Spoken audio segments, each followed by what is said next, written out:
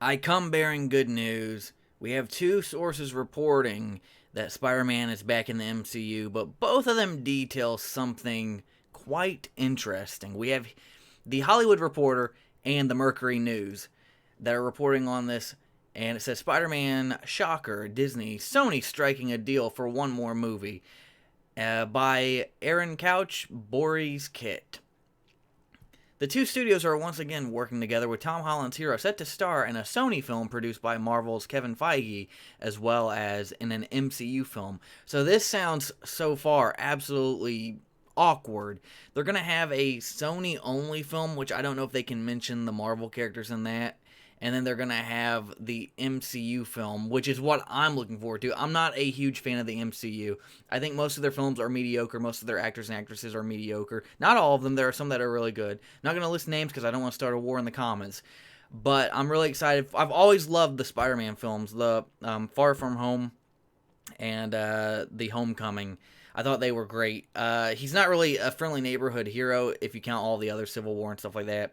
But that's beside the point. The actual Spider-Man films I love from the MCU. Those are the ones that I will probably pay to see all of them, unless they go the SJW route. But anyway, Spider-Man's back in action. After publicly parting ways over a deal gone south, Disney/Marvel and Sony are back at the table and have struck a deal that would see Marvel produce another Spider-Man film for Sony. The new film even has a release date, July 16, 2021. John Watts, the filmmaker behind the previous two films, is in talks to direct. I am thrilled that Spidey's journey in the MCU will continue, and I and all of us at Marvel Studios are very excited that we get to keep working on it, said Marvel topper Kevin Feige. Spider-Man is a powerful icon and a hero whose story crosses all ages and audiences around the globe. He also happens to be the only hero with the superpower to cross cinematic universes. So as Sony continues to develop their own Spideyverse, you never know what surprises the future might hold. I am thinking that Tom Holland was really excited to be Spider-Man. He said he wants to do it for the rest of his life. But now having to work for two different studios, which means you're going to have a film here and then immediately go to another film and then immediately go to another film for the other studio. He's going to get burnt. He's going to get tired. He's going to get sick of it. And that's keeping the timeline. It sounds like right now, from what I can tell based on this paragraph, these two paragraphs, that they're going to have a Sony Spider-Man verse with Tom Holland, which means another origin story. And then the Marvel Cinematic Universe is going to continue in a... So he's going to be working for two different stories from his... It's so weird. It's going to be too much, probably. Also, as part of the arrangement, Spider-Man will appear in a future Marvel movie. So they only have a deal for one movie. One more Marvel movie for a trilogy, which sucks.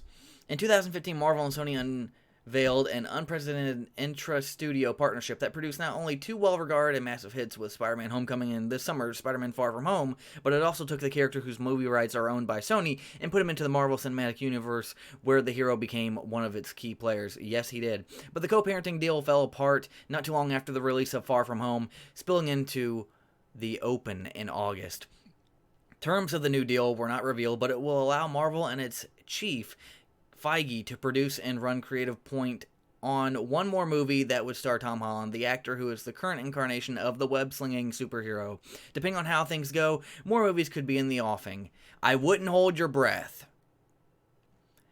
The partnership between Sony and Marvel has been fruitful at the box office. Homecoming made $880.1 million and featured Marvel character Iron Man Robert Downey Jr., while Spider-Man was a key part of 2018's Avengers Infinity War and had a small but powerful role in this year's Avengers Endgame. Both films grossed more than $2 billion, with Endgame standing as the top film of all time, not adjusted for inflation. Far From Home was also a billion-dollar player, grossing $1.1 billion, and is Sony's highest grossing film ever. They didn't mention Civil War, but that's okay.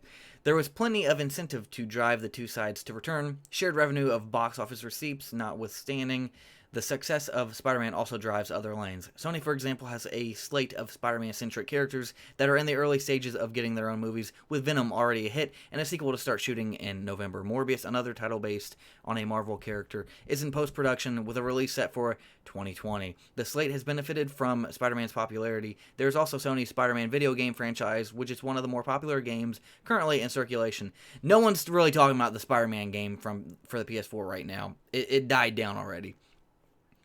Marvel, meanwhile, gets to capitalize on merchandising, but perhaps more importantly, it gets to keep creative control over its most popular character, something it did not have during the years that saw the studio, then run by Amy Pascal, make critically maligned movies and thus protect the brand.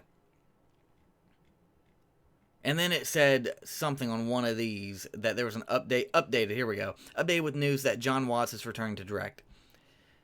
And then now we're going to read the Mercury news. Spider-Man to rejoin the Marvel Cinematic Universe for 2 more films. Disney-Sony strike deal to reunite Spider-Man with the MCU. Disney/Marvel, Sony have come to their Spidey senses for 2 more movies at least. The competing studios have decided to continue sharing the Spider-Man franchise with 1 more sequel featuring the superhero's latest iteration, which stars Tom Holland, as outlined by The Hollywood Reporter. So he's just taking information from The Hollywood Reporter. But maybe he has additional information. We're going to check this out. Additionally, Spider-Man will appear in another Marvel Cinematic Universe movie, perhaps as a member of the reconstructed Avengers. It's going to be Spider-Man. It's going to be the 3rd film. It's got to be the 3rd Spider-Man film, where it ended with J. Jonah Jameson, and it's going to continue that story. I hope, at least. I really hope. Otherwise, what was the point of the amazing cliffhanger ending? I'm thrilled that Spidey's journey... Okay, well, we already read this. Spider-Man is... Okay, we already read that. He did rip off that article. Here we go. Marvel will produce and have creative control over the aforementioned 2 films. Now, this is interesting. This is what I was asking about the other article. I'm very interested in this, because Marvel's producing and having creative control over both. Disney and Sony had billions of reasons to strike this new deal. Their first collaboration, 2017's Spider-Man Homecoming... See, they didn't mention Civil War, and he was in Civil War before Spider-Man Homecoming. Grossed $881.1 million. Its sequel from earlier this year is Spider-Man Far From Home, did even better with $1.1 billion. Spider-Man also appeared in the past 2 Avengers films. There we go, Infinity Wars, and yeah, didn't mention Civil War, but both grossed more than $2 billion, with the latter breaking the all-time box record with $2.79 billion gross as of July. Disney owns the rights to most of Marvel's characters, but Sony secured Spider-Man back in 1999, long before the superhero films became the super-fire hits that they have become in recent years. Sony produced 5 smashes with Tobey Maguire playing the teenage superhero in 3 films, and Andrew Garfield in 2. I would not call the Andrew Garfield film smash hits, because I had zero interest in seeing them. In 2015, the studios came to an agreement that brought Spider-Man into the MCU fold, joining other Marvel stalwarts such as Iron Man, Captain America, and Thor, but things fell apart this summer and the 2 studios announced that Spider-Man would again be separated from the MCU. What a way to end your article with, he's coming back, and then, oh wait, and you end it with the deal that fell through in late July, early August. It should have been, he's coming back at the end. Don't worry, he's coming back now. Should have followed this paragraph. So I'm very confused. One says it's Sony that's going to do this, the one of the movies, and then this one says that Marvel's in creative control for both of them. So what are your thoughts about this in the comments? What do you think this means? Is Sony going to have a separate Spider-Man series apart from Marvel, or is this article correct in saying that Marvel's in control of both? And how do you feel about Spider-Man rejoining the MCU?